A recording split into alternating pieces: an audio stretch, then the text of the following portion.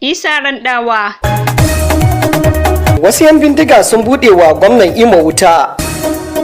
Hukumar 'yan sanda a jihar Imo sun damke mutane 15 da ake zargin sun kai wa gwamnan jihar Hope Uzodinma hari ranar ga watan Agustan shekarar 2020. Harin ya auku ne a yayin da gwamnan yake kan hanyar tafiya kaddamar da sabon barikin soja da gwamnatin jihar ta gina a 34 Artillery Brigade Obinze the Nation ta ruwaito.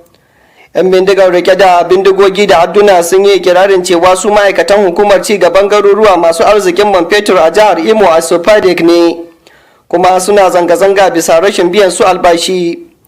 Kwamishinan 'yan sanda a jihar Isah Moyede ya ce 'yan bindigar sun yi ikirarin cewa su ma'aikatan a Sopadek ne, kuma an hana su albashi a watanni 3.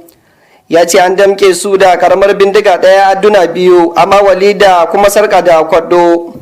Ya ce harin da ya auku dai bai yi sanadiyar mutuwar kowa ba, amma an fasa gilashin motocin gwamnan kuma an lalata wasu daga cikin motoci. Ya ce tuni an miƙa 'yan bindigar sashen binciken hukumar domin ci gaba da binciken lamarin. Isah Randawa, duniyar labarai.